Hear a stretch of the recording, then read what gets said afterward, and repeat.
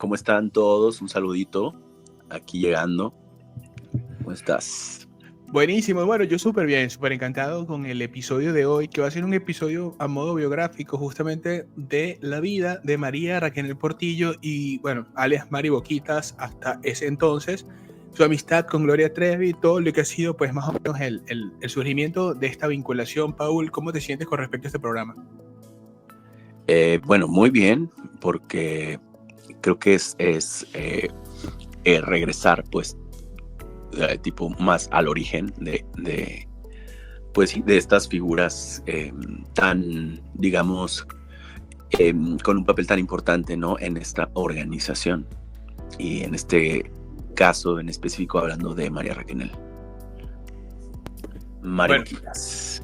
sí, bueno, vamos a comenzar un poco acerca de este episodio. Como les decía, pues María Raquel Portillo, mejor conocida como Mari Boquitas, es una figura clave en la historia del clan Trevi Andrade. Su vida ha estado marcada por la música, también el escándalo, la polémica. Y bueno, justamente en este episodio vamos a hablar y haremos un recorrido detallado desde su infancia hasta su presente, analizando cómo ciertos aspectos de su vida pudieron haberle predispuesto a formar parte del clan y cómo su papel ha evolucionado a lo largo de los años, Paul. ¿Qué te parece? Sí, claro, claro. Definitivamente que es algo demasiado importante hacerlo para poder, pues, explicarnos ciertas cosas, ciertos actos. Y bueno, ya el, el tema que sigue estando, digamos, actual por estas diversas, pues, algunas demandas, denuncias y todo lo que ha estado ocurriendo en los últimos, pues, digamos, como 2 años y medio, algo así. Sí, exactamente sí. Pero bueno, como dicen por ahí, vamos a comenzar por el inicio y es justamente en la infancia y los primeros años de María Raquel Portillo, que ella nace el 23 de diciembre del año 1969 en México. Desde pequeña ella mostró un talento excepcional para el canto y la interpretación, lo que llevó a su familia a apoyarla en su formación artística, Paul. Sí, una persona que pues siempre tuvo esta inclinación artística, ¿no? Y que incluso tuvo y tiene pues cierta carrera en el medio aún, muy a pesar también de lo vivido. Pero pues es algo que que no se puede separar, bueno, o sea, no podemos omitir esa parte que es lo artístico y lo que siempre tuvo, ¿no? La, la voz que hasta la fecha pues sigue teniendo, si bien tal vez ya no está tal vez cantando mucho, pues es algo de lo más resaltable tal vez de ella en el tema pues de lo artístico, y lo que la hizo pues vincularse al productor Sergio Andrade y después a Gloria y luego pues estar en todo esto, ¿no? Envuelta en todo lo que ocurrió después también. Bueno, le quiero recordar a las personas que nos están escuchando de dejar su like y comentar abajo. Cuéntenos ustedes qué piensan con respecto a este tipo de episodios biográficos en los cuales tratamos de escudriñar en una cronología que pueda darnos un poco a entender más o menos cómo ha sido la vida de estas personas antes de llegar al punto en donde estamos hoy en día. Bueno, hay elementos claves en su infancia. Por ejemplo, uno de ellos, Paul, es que creció en una familia tradicional, donde la obediencia y la disciplina eran valores importantes. Ella en varias ocasiones ha repetido justamente que la estructura de su familia pues tenía esta configuración bastante establecida, en la cual habían jerarquías, había una obediencia, había de alguna manera pues estaba ya instaurada lo que es la obediencia a y la disciplina, las figuras de autoridad. No sé qué piensas tú al respecto. Sí, perdón, estaba en mute. Es una parte que es, yo creo que muy esencial de ella, porque es, es lo que la hace años después tomar decisiones, ¿no? Pues es pues el hogar en el que te formas es lo que muchas veces va a determinar pues la manera en la que después ya se desenvuelve todo lo que tiene que ver con tu personalidad también.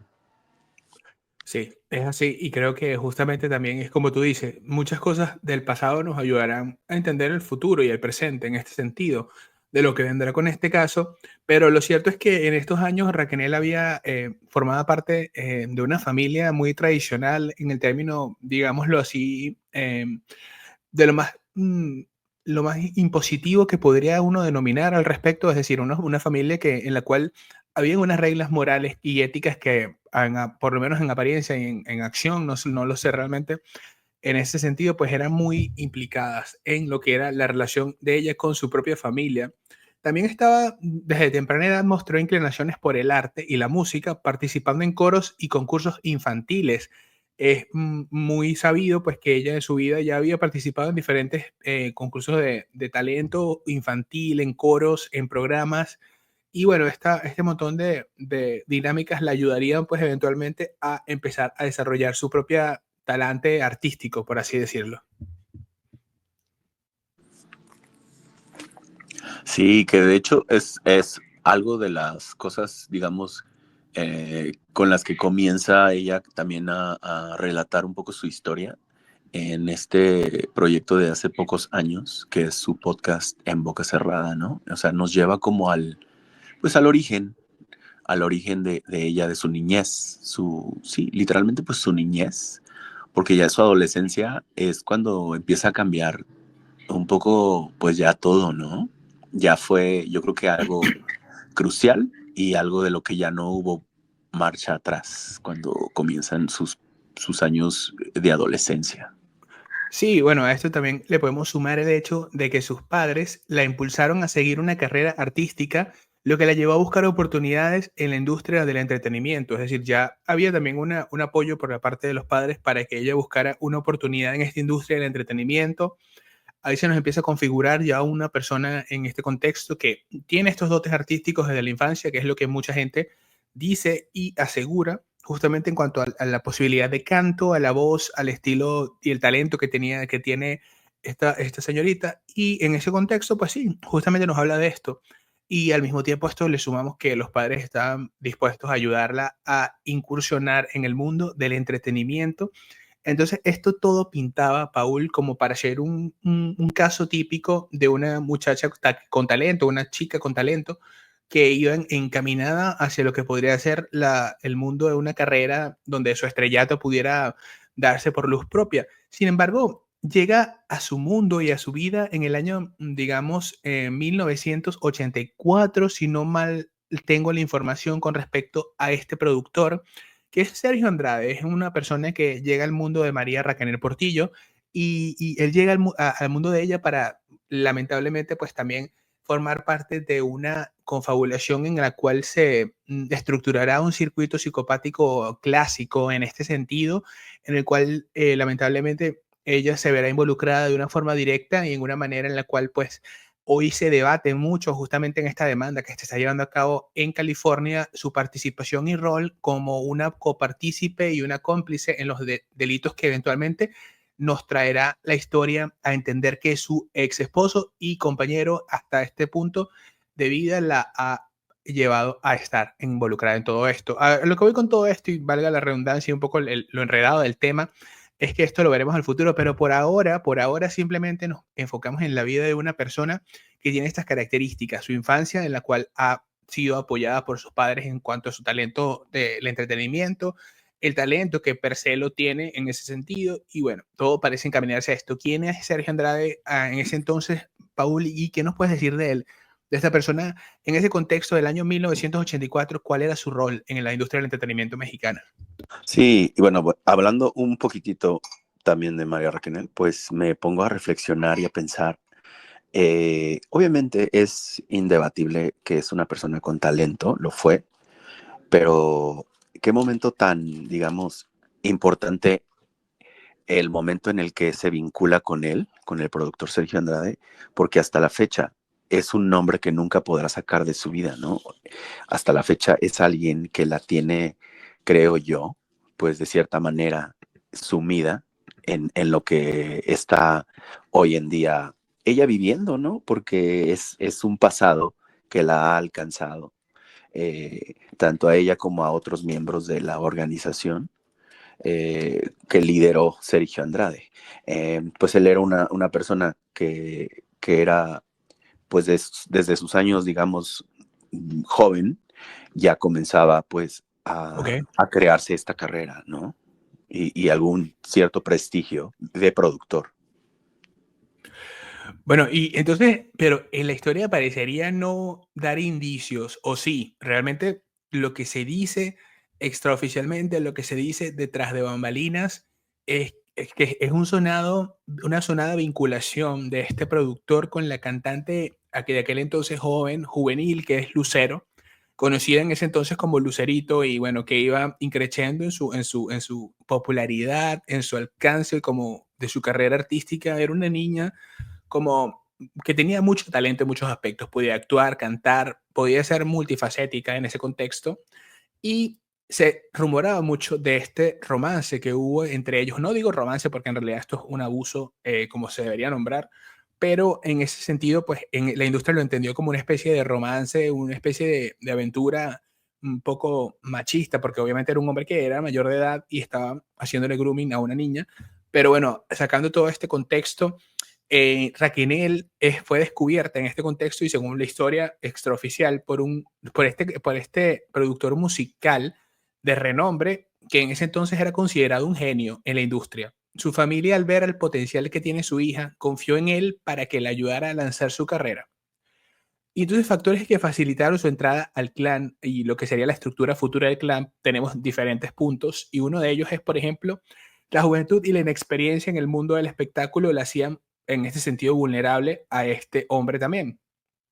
La promesa de éxito y fama la convenció de seguir las directrices de Andrade digamos, a rajatabla, por así decirlo, y el aislamiento progresivo de su familia comenzó a notarse a medida que se involucraba más en el entorno de Andrade. Entonces ahí comienza justamente la gestación de lo que será un rol importante en este clan, en la dinámica interna de este clan, y en el cual hasta hoy en día estaremos hablando del mismo, porque hay muchas directrices que fueron adjudicadamente, eh, unas que la dividen justamente de su rol de víctima y la convierten en victimaria. Eso ahí es justamente donde estamos debatiendo todo este contexto, porque el nivel de involucramiento que tendría Mari en el futuro con la dinámica de este clan la dejarían inevitablemente en una postura en la cual muchos y la mayoría la consideraríamos cómplice y copartícipe justamente de lo que este clan degeneró al final. Sí, la verdad es que hablando, regresando al tema Lucero, es, pues de cierta manera, hoy en día lo vemos de diferente manera, porque ya tenemos los conocimientos, ¿no? Y la sociedad eh, es, ya está en conocimiento de los conceptos y hoy no se puede hablar de la misma manera en que se habló en ese inicio, ¿no? Ahorita que lo estás diciendo, me viene a la mente cómo también la sociedad y el mismo gremio del medio artístico trataban el tema de Sasha con Luis de Llano, este tema también de María Raquel con Sergio Andrade, de Lucero, eh, sí, o sea, como dices tú, de una manera irresponsable lo llamaban romance, cuando esto pues no se podía ver como un romance, ¿no? Hoy en día todo el mundo ya puede señalar que estas cosas no debieron haber sido tratadas de esa manera, ¿no? Y sí, pues mira, se vienen sucediendo cosas después de que ella se vincula de cierta manera primero artísticamente y después ya personalmente, porque ya es una persona que aunque está en un inicio por algo artístico, comienza a vivir con él y a vivir una vida donde ella ya nunca se va y donde llega un punto en el que ella, tanto ella como Gloria, si por ellas fueran, no se hubieran ido de ahí, porque a diferencia de las víctimas que llegaron años venideros, pues todas tuvieron intentos de huir, todas tuvieron escapatorias. La misma Aline pues fue de las primeras que logra escaparse, ¿no? Y esto es lo que ya nos empieza a dar las señales, ¿no? La misma vida de María Raquel, las mismas decisiones tomadas a lo largo de estos años, son las que te van dando las respuestas, ¿no? Que hoy, pues tal vez algún sector de la sociedad confundido se sigue haciendo esas preguntas. Sí, bueno, pero lo cierto también es que hay las primeras señales en este contexto a modo biográfico, porque estamos justamente analizando este episodio, y las primeras señales de manipulación por parte de Andrade hacia Raquel se darán justamente en la imposición de reglas estrictas sobre su comportamiento y el distanciamiento, disculpen, de su familia. Control sobre su imagen, cambió su forma de vestir, hablar y hasta su manera de relacionarse con los demás. Y la tercera, le hizo creer que debía agradecerle por hacerle una estrella, fomentando una relación de dependencia. Ahí se gesta justamente un intercambio interesante en términos, digamos, de observación, de más o menos cómo se empieza un proceso de adaptación a esto que es el contexto del mal. Es decir, cómo se va empezando a gestar lo que podría ser, en teoría, la figura de una persona que funge el rol de facilitadora en el abuso y en el contexto, porque no olvidemos que al final de todo esto habrían sistemas en los cuales a través de la replicación de los mismos se adjudicarían unos roles específicos y en el cual justamente María Raquel sería señalada como una de las que no solamente hacían participación activa, directa y constante en el proceso de grooming, sino también en el proceso de manipulación hacia los padres, cómo constantemente su figura iría evolucionando, adaptándose a una manera cada vez más efectiva de engañar a los padres de estas chicas, prometiéndole lo que ella en algún principio pudo haber creído que le iba a proporcionar a Andrade. La gran diferencia sería que Andrade no habría de necesitar una persona que fungiera el papel de facilitadora con respecto a ella, porque la cercanía, la manera de relacionarse con Sergio sería muy distinta. Entonces vamos avanzando un poco hasta el día en que esta relación de codependencia se empieza a formar y a establecer y llega un momento en el cual la relación entre ellos se determina como un matrimonio. Esto ocurre en el año 1986 y es uno de los aspectos más impactantes de la vida de María Raquel, María Boquitas, y sería justamente su matrimonio con Sergio Andrade. Se casó con él a la edad de 16 años, en circunstancias que generaron muchas dudas y sospechas en ese sentido, Paul. Sí, y mira, aclarando un poco lo que mencionas, esto es algo que está basado pues en archivos históricos, ¿no? En archivos históricos de personas del medio artístico, un productor que simultáneamente también era alguien de, de las personas que convivía con Andrade, fue quien menciona esta vinculación en un inicio, pues de Raquel con Sergio Andrade y que era proactivo todo, o sea, era algo, una búsqueda proactiva de parte de la madre de María Raquel hacia el productor. Entonces, esto no es, no se está haciendo con dolo, sino simplemente estamos basándonos en sí, pues en los archivos, eh, pues sí, de la historia de esto, de estas cosas que sucedieron. Y ella, no podemos omitir que el haber sido una persona que se casa teniendo 16 años, esta era una dinámica pues de poder, porque la persona adulta es quien tiene la responsabilidad, ¿no? Y obviamente la decisión que pudo haber tomado ella, como es una persona que no ha tomado terapia, hoy no puede entender que, que estaba en desventaja porque ella hasta la fecha lo sigue llamando como algo romántico y algo que sí era pues amor del lado de ella. Sí, la verdad es que sí, y creo que aquí es justamente donde empieza un poco la historia de, como decía García Márquez, de unas crónicas de algo y una muerte anunciada, por así decirlo, y denominarlo de alguna manera, pero serían, bueno, justamente aspectos claves de esta relación y el matrimonio serían, por ejemplo, los siguientes. La boda fue arreglada por Andrade y se realizó sin la presencia de su familia. Eso es lo que lo que entendemos nosotros, que fue algo que se realizó sin que estuvieran sus familiares presentes. La relación estaba marcada por el control absoluto de Andrade y el control que ejercía Andrade sobre ella, y Mari Boquitas pasó de ser una joven promesa del canto a convertirse en una figura subordinada a Andrade. Indicadores de sumisión y manipulación en este contexto están los siguientes. El control psicológico. Se le enseñó que su papel era servir y obedecer a Andrade sin cuestionamientos. El aislamiento la alejó por completo de sus amigos y seres queridos, y la normalización del abuso, que ella creía que todo lo que sucedía en su relación con Andrade era por su bien. Este matrimonio marcó el inicio de una dinámica de poder, Paul, que definiría la estructura del clan Trevi Andrade en un futuro.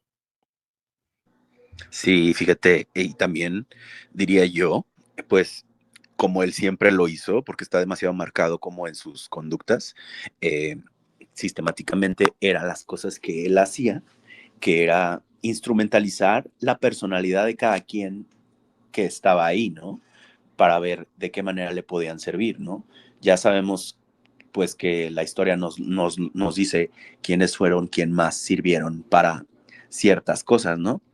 Históricamente, pues María Raquenel, Gloria Trevi, pero María Raquenel se habla mucho de esta cualidad que tenía, pues de ser, de mostrar una personalidad angelical y de cierta manera, pues como mmm, facilitar el proceso de reclutamiento y la confianza que ella podía generar en las personas, en los padres de familia a los que ella iba a buscar, e incluso se sentaba ahí a comer un plato de comida, se quedaba un día en casa de ellos. Entonces, estas, digamos, cualidades fueron las que instrumentalizaba Sergio Andrade para que las cosas y el engranaje fluyera pues a favor de él, siempre. Era como su capacidad de generar esta sensación de confío en ti, como que, bueno, eso pienso yo. Pienso que Sí, tenía mucho que ver con esta parte de que yo como padre confío en que esta señorita que está frente a mí me está siendo una persona que además no parece ser alguien que le pudiera hacer daño a mi hija, no parece ser alguien que fuera a venir a mi hogar a prometerme algo que lo estuviera diciendo de alguna mentira. Creo que es parte de la apariencia, de la ilusión lo que genera justamente más controversia en el caso de María Raquel Portillo. Pero sin embargo, pues este matrimonio, y siguiendo la lógica de la cronología que hemos impuesto hasta ahora, eh, en esta, digamos así, línea de tiempo llega una persona importante que es Gloria de Los Ángeles Treviño. Ella vendría justamente a cambiar la dinámica en el entorno de Andrade drásticamente. María Boquitas pasó de ser la principal figura femenina a compartir el espacio con nuevas jóvenes que eran captadas bajo las mismas promesas de fama, Paul. sí, y también estaba este hecho de el haber formado esta banda de chicas, de niñas slash adolescentes, llamada Boquitas Pintadas, que de ahí surge su, digamos, su apodo, ¿no? Que ella lo ha platicado muchas veces, lo sabemos, ¿no? Viene de haber estado en Boquitas Pintadas y que después ya, cuando la lanzan ella comercialmente, pues su nombre era Mari Boquitas. Entonces llega Gloria y ya esto ya se empieza como a transformar sí, en otra cosa, porque ellas creo yo que vivían, o sea, simultáneamente, pues con el productor y empiezan a tener ya otras responsabilidades. Ellos Claro. empiezan a enfocar todos los esfuerzos en que crezca la carrera de Gloria, pero Mari seguía ahí, ¿no? Ya eh, tal vez de cierta manera dejando de lado lo que tenía que ver de lo artístico con ella y le empieza como Sí. tal vez a hacer coros. Él mismo sabotea este único álbum que hacen para María Raquenel, para Mari Sí. Boquitas. ¿Sabes qué siento también que fue importante en este momento? Es darnos cuenta de que en el momento en que a ella, por ejemplo, empieza a involucrarse Gloria en esta dinámica de la relación entre ellos dos, ella empezaba a ver que Gloria sí empezaba a conseguir la fama que le habían prometido a ella, pero esto fue como muy paulatino. Entonces creo que esa realización Sí, de la promesa que se le hizo con respecto a Gloria, le hizo de alguna manera ya volver a engancharse con esta idea de que esto iba a poder ser la realidad de ella, que ella eventualmente iba a ser también así de poderosa, de famosa, de conocida, y este enganche ilusorio de una promesa que nunca llegaría sería justamente una trampa de doble filo para lo que ella aspiraría a lograr conseguir justamente en esta dinámica de poder y control.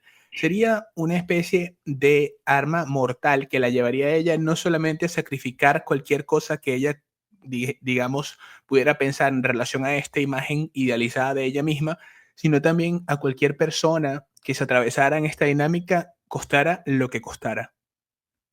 Sí, y bueno, también yo creo que hay que no también ser tan indulgentes porque pudo haber sido también, esta es una vertiente, ¿no? De pensamiento, pero también pudiera ser que se adecuó demasiado a el papel que ya se le dio, ¿no? Ella se resignó a tener eso y a lo mejor no hay manera mmm, muy fácil de poder especular qué era lo que ella obtenía, ¿no? ¿Cuál era la satisfacción que ella obtenía cuando ella no estaba teniendo una continuidad de lo artístico? Entonces, eso es algo que yo creo que tal vez solamente ella puede responder, pero de nuevo, habiendo sido alguien que en sus propias palabras no cree en la terapia, pues, y en la manera en la que ella expresa cosas a medias, entonces es difícil saber cuál era la satisfacción y cuál era lo que la hacía mantenerse ahí, si no era la carrera artística, ¿no? Bueno, y es que sea cual sea la respuesta a esta pregunta, lo cierto es que en este momento, en esta cronología de la vida de María Raquel Portillo, alias Mari Boquitas, hasta ese entonces hubo una transformación. Esta parte ya es indiscutible, porque la llegada de Gloria Treviño, la llegada también de su participación en un grupo de jóvenes llamadas y denominadas Boquitas Pintadas, disculpen, una transformación en su propia dinámica de relación con Sergio Andrade y en su propia dinámica de vinculación con Gloria Treviño. Ella dejó de ser vista como una estrella en ascenso y pasó a ocupar un rol secundario. Esto es la primera transformación que se da con respecto a su propio rol. La siguiente se convirtió en una especie de modelo a seguir para las nuevas integrantes. Ella ahí empieza a construir su role model como figura de modelo a seguir, de obediencia, de dedicación, de sumisión, de alienación con las dinámicas internas del clan, y este nivel de adhesión a la figura de lo que sería la role model en este sentido la llevaría a ella eventualmente a convertirse en lo que sería la figura de las facilitadoras o quizás la cómplice en este contexto. Bueno, en esto está en debate en California, pero para muchos ya es un hecho fáctico. Esta complicidad que hubo entre ella, Gloria Treviño y Sergio Andrade. El otro y el tercero, dentro de esta transformación que estamos ejercitando entre todos a nivel mental, aprendió a sobrevivir en el sistema de jerarquías donde la lealtad a Andrade lo era absolutamente todo. ¿Por qué piensas tú estas tres transformaciones? Deja de ser vista como una estrella en ascenso a un rol secundario, se convierte en una especie de modelo a seguir y aprende a sobrevivir en un sistema de jerarquías donde la lealtad a Andrade es todo. Sí, pues muchas veces por sus propias palabras sí se entiende que es así. Ella, ante todo, siempre anteponía los propósitos de Andrade. Ella ya tiene este papel o digamos, um, sí, o sea, como esta posición de meramente cosas logísticas, cosas administrativas.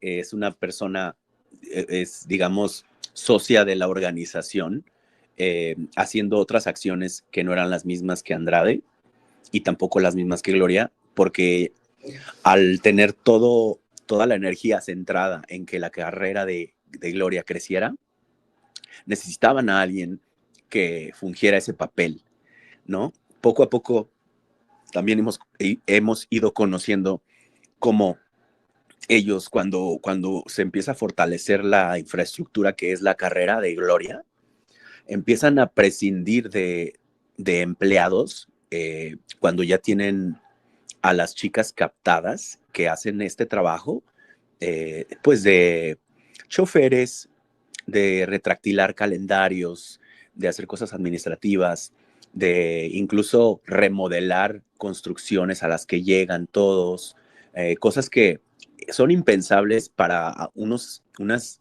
niñas y adolescentes que están eh, dejando su adolescencia de lado, dejando años que nunca pudieron recuperar y haciendo estas cosas sometidas, obviamente.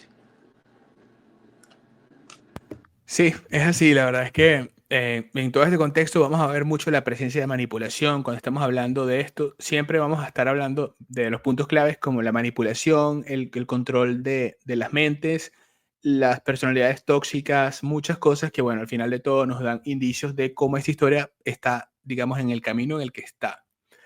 Bueno, lo cierto es que todo este proceso de transformación, Paul, nos lleva a diferentes métodos que podemos, digamos, ir viendo como claves de manipulación dentro del clan. Y uno de ellos, por ejemplo, está el control de la alimentación y el sueño. Se regulaban sus horarios de manera estricta. El sueño y la alimentación formarían parte importante del modelo de control. En este contexto también estaba la obediencia ciega, que es que se castiga cualquier acto de rebeldía con aislamiento o humillaciones, y la repetición de dogmas, que también es importantísima tomarla en cuenta porque esto de la repetición de dogmas, la gente no sabe realmente la importancia que es, cómo entran las cosas a través de la repetición, y esto es fundamental para mejorar un diálogo interno. Eso ya muy a modo de cada uno en sus hogares y en sus dinámicas internas, pero se les Claro. inculcaba que su misión en la vida era trabajar para el sueño de Andrade. El sueño de Andrade era esta especie de utopía en la cual todos íbamos a ser, digamos, de alguna forma, y digo ser, no incluyéndome, sino en general, para que la gente lo entienda, iba a ser una especie de futuro perfecto. Era un futuro en el cual... Empiezan, exactamente, y también empiezan a adquirir, pues, en su estructura, pues, estos rasgos de secta, ¿no? Estos rasgos sectarios Exacto, ahí, también. exactamente. Ya comienza también eso, que es lo que ellos creían que iba a fortalecer todo. Pero muchas veces, ahora que ya hemos ido entendiendo con especialistas, sociólogos, psicólogos, gente, no sé, abogados, hemos ido comprendiendo que, qué diferencias hay, ¿no? Que cuando es una secta, las personas creen ciegamente y sí están muy de acuerdo en la filosofía, y a veces incluso pueden el día de mañana decir, sabes que ya no me gusta, ya me quiero ir, y se pueden ir. Que obviamente Exacto. ellos comienzan esta campaña de desprestigio, pero en una secta como tal sí se pueden, en teoría, ir. Y acá era completo sometimiento y otras Claro. estrategias que se utilizaron, ¿no? Es algo muy único. Es que, claro, la diferencia también está en el tipo de cohesión con las futuras víctimas de este caso. La cohesión es justamente lo que hará que ellas no puedan irse, y la dinámica interna de la cohesión es lo que le da características y rasgos también, digamos, valga la redundancia, coercitivos, porque se induce la coerción a través de la violencia simbólica, física, emocional y mental, cosa que a veces en las sectas no están en términos digamos, de la violencia, por ejemplo, física, hay más de la presencia, porque sí, sí puede haber violencia física, por supuesto que sí, pero la cohesión principal es la adherencia a una figura de autoridad que todas las personas involucradas en la dinámica sectaria admiran. Eso es algo que realmente nos Sí. cuenta Carla, la licenciada Carla de la Cuesta, que no está presente en esto, y por eso tiene rasgos sectarios, pero al mismo tiempo también tiene rasgos muchos de grupo coercitivo. Sí, fíjate, bueno, que yo diría que con la mayoría de las víctimas, las, digamos, centrándonos en, por ejemplo, mínimo una decena de chicas que declararon en el año 2000 en Chihuahua, no tenían eso en común, esa admiración hacia esta persona, pero de parte de Gloria y Raquel, yo creo que sí, pues es que sus actos son los que han hablado por sí solos, ¿no? Y ellas, pues sí seguían profesando una admiración y un respeto, incluso ya cuando en lo jurídico los separan, ellas siguieron con esta especie de lealtad hacia él. De cierta manera, hoy en día todavía continúa, porque continúan con las narrativas que él instauró en un inicio. Ya estando separadas de Andrade, siguen replicándolas. Bueno, es parte de todo lo que ha sido este caso que lo mantiene también así bastante controversial. Pero bueno, en este periodo y siguiendo con la cronología que nos atañe en el episodio de hoy, seguimos con lo que la imagen de Mari Boquitas empieza a desdibujarse en el ojo público. Pues la figura de Gloria Trevi acaparó toda atención mediática. Gloria Trevi será la especie de gallinita de los huevos de oro de este caso, porque su figura la convertirá en el centro de todas las miradas, relegando a Mari a un segundo plano en este contexto, Paul. Y Veremos. luego, bueno, fíjate que quiero un poco ahondar en este término de la gallinita de los huevos de oro, porque pues tal vez era gallinita de los huevos de oro para las personas que eran, digamos, socios mayoritarios, que era Sergio Andrade y Gloria Ruiz, que está en papeles, y se sabe que estas personas sí fueron quienes se lucraron con ello, ¿no?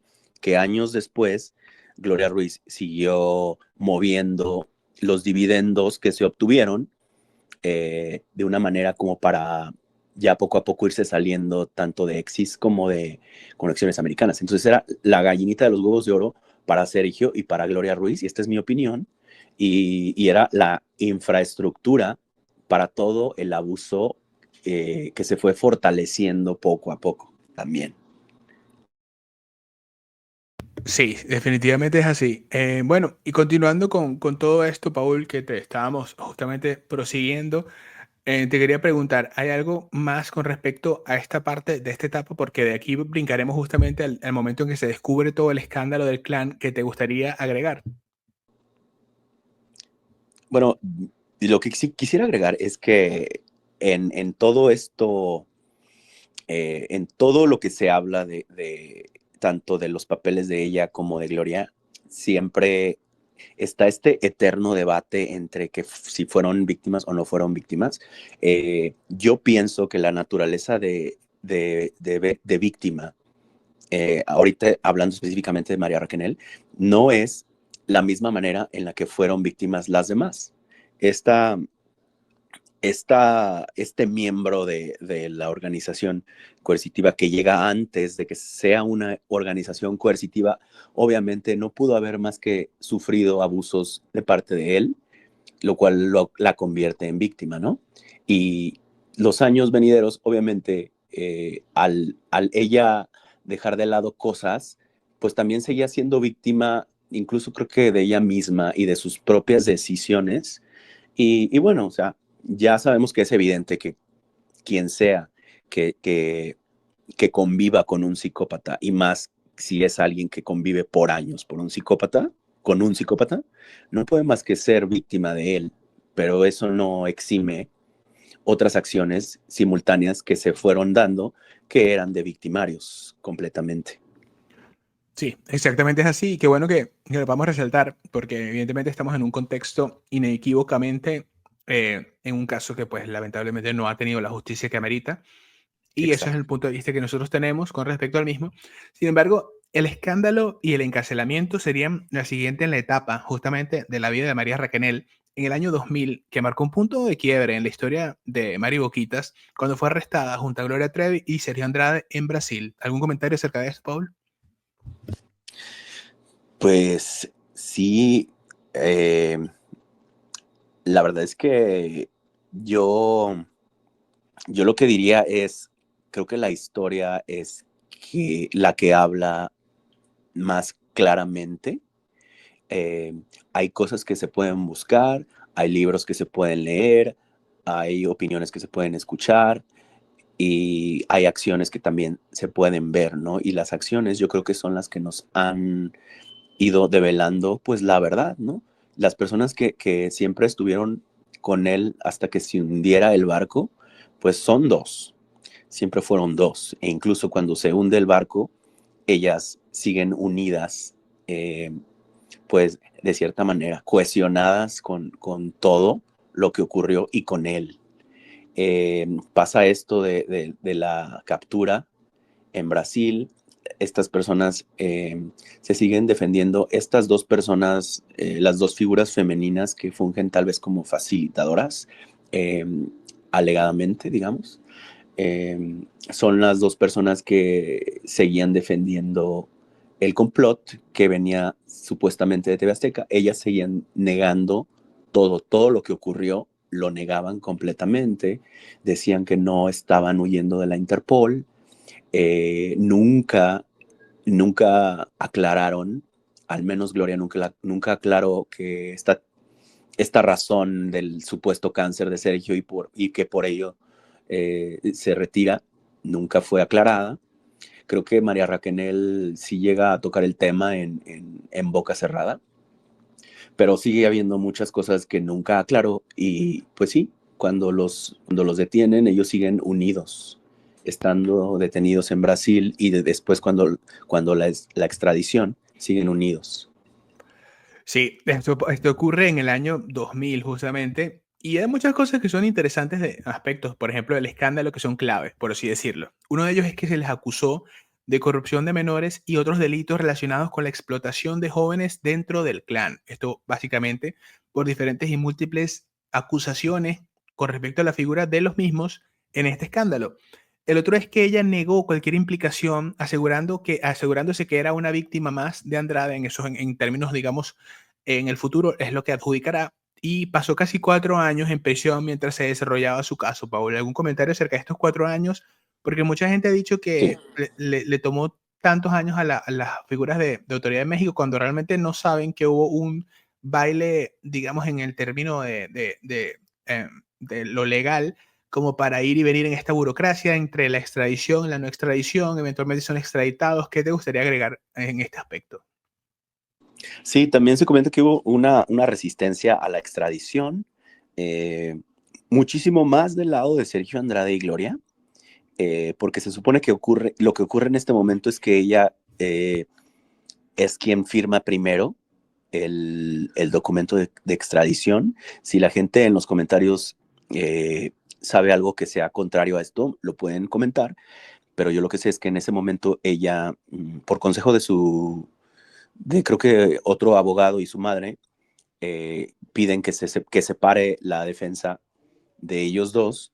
Ellos se molestan mucho, mucho cuando ella es la primera persona que firma los papeles de extradición, los extraditan y pues ya después vienen más cosas, pero hay que aclarar que por el único crimen por el que ellos fueron juzgados, y bueno, no fueron juzgados como tal, realmente porque ya hemos visto que había protocolos que protegieran a las víctimas, había manera de cómo hacerse jurídicamente y no se hizo. Y recordemos solamente que esto se hizo solamente por una de las más de una decena de víctimas, que fue solamente Karina Yapor. Lo demás fue darles la espalda al resto de las chicas, ¿no? Entonces, siempre hay que recordar que ellas fueron, o ellos fueron juzgados y luego absueltos de cierta manera, pero por un solo caso, de todos los casos que hubo. Y más o menos esto también lo podemos ver, si a alguien le interesa saber un poco más de esta parte biográfica del libro Toda la Luz de la licenciada Carla de la Cuesta, si es alguien que nos escucha por primera vez, ahí está justamente un conglomerado de los testimonios que hubo en este proceso legislativo con respecto al juicio en Chihuahua, Paul. Realmente hay mucha información, pero bueno, acá hay un poco de lo que fue la cronología de este caso. Y luego de 4 años de prisión, la cantante quedó libre la noche de este martes. Esto habla justamente de Gloria Trevi y de Raquel Portillo, y dice: absuelven a Trevi de los cargos de violación, rapto y corrupción. El juez Javier Pineda Arzola dictó sentencia absolutoria a Gloria Trevi y a María Raquel Portillo. Y en el análisis jurídico, justamente, esto nos dice justamente qué es lo que ha venido pasando desde aquel entonces. Está muy interesante. Vamos a darle seguimiento a este caso, por supuesto, como hemos venido haciéndolo hasta ahora. Pero bueno, en este sentido también hay otra cosa importante que a mí me gustaría mucho resaltar, que es básicamente lo que ha sido, pues, justamente las estrategias de la defensa que ha utilizado y que utilizó Raquel Portillo en este aspecto del juicio, que fue el de negar cualquier implicación, asegurando que era Andrade realmente el que tenía el control de todo. Pasó casi 4 años en prisión mientras se desarrollaba su caso y se les acusó a ambos de corrupción de menores y, bueno, delitos relacionados a la explotación, como les decía anteriormente. Ella se presenta como una mujer engañada y manipulada desde la adolescencia, pero no precisamente de la misma forma en la cual como su rol de víctima hoy se ejecutaría, sino de una forma un poco más sutil, por así decirlo. Intentó diferenciar su papel del de Andrade, asegurando que no tenía poder de decisión. Y finalmente, pues en el 2004 también es absuelta con Gloria Trevi por falta de, según esto, de pruebas concluyentes, lo cual es una mera, digamos, para nosotros formalidad, porque en realidad habían pruebas suficientes para condenar a las personas de las que estamos hablando Sí, desde nuestro punto de vista, sí, sí. desde Es nuestro punto una, de vista. es una, digamos, una realidad alterna, una sentencia, algo que se vocifera allá, pero que si ahondas más y como bien lo dijiste, si lees Todo a la Luz, que es un documento súper completo y con los conceptos modernos de hoy en día, lo puedes entender. Se vocifera esto de que absueltas por falta de pruebas, pero esto lo pondríamos en grandes comillas. Exactamente, exactamente, es así. Bueno, ¿y qué pasa después de que, que sale de prisión en el 2004 hasta el presente? Tras recuperar su libertad, María Raquenel intentó reconstruir su vida y su imagen pública, estrategias de reinvención, se alejó por varios años del ojo público. Esto al principio fue algo que le funcionó. En 2008 regresó a la música con un enfoque más espiritual y publicó un podcast hace no mucho tiempo denominado En Boca Cerrada, donde narra su versión de los hechos ocurridos en el clan.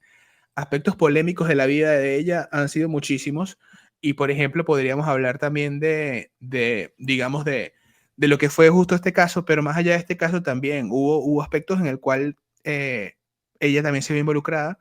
En su podcast, como les decía, ha presentado su historia como la de una víctima, pero su relato ha sido cuestionado por falta de autocrítica, una enorme falta de autocrítica.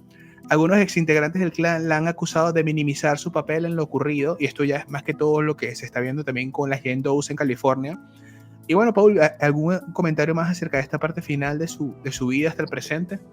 Sí, bueno, este podcast, ¿no? Que ella continúa diciéndolo hoy en día, y sí, pues que fue número uno, que inicialmente sí tuvo muchos adeptos, sí tuvo personas que pues pensaron y le dieron el beneficio de la duda, creyeron en su verdad, en su palabra, pero al pasar de los años fueron viniendo otras víctimas que sufrieron de estos crímenes de lesa humanidad, que hoy han hablado de una manera, creo que diferente, y han creado este enganche con la gente porque son personas que han sido capaces de llevar sus vidas, de tomar terapia, y algo muy importante y crucial aquí, personas que pudieron hablar y responsabilizarse de sus actos también, pedirse disculpas entre ellas, ¿no? Serían algunas de los temas que yo diría que están haciendo que hoy en día la gente ya le esté dando la espalda a este podcast. Sí, lo cierto es que la vida de Mari Boquitas o María Raquenel Portillo es un testimonio complejo de manipulación, poder y supervivencia. Su historia muestra cómo una persona puede pasar de víctima a cómplice dentro de una estructura de abuso. También su papel sigue siendo un tema de debate. ¿Fue solo una víctima o también participó activamente en la dinámica del clan? Es lo que hoy se debate plenamente y a conciencia. Y su caso ilustra los peligros de las relaciones de poder entre la industria del entretenimiento. Hoy en día, María Raquenel sigue intentando reescribir su historia, pero su legado estará siempre ligado a uno de los escándalos más oscuros del espectáculo de Latinoamérica. ¿Qué opinas sobre la historia de Mari Boquitas? ¿Crees que realmente fue solo una víctima o tuvo un papel más activo en el clan? Déjanos tu comentario y no olvides suscribirte para más contenido. Nos vemos en el próximo video, Paul. Hasta la próxima. Gracias. Chao.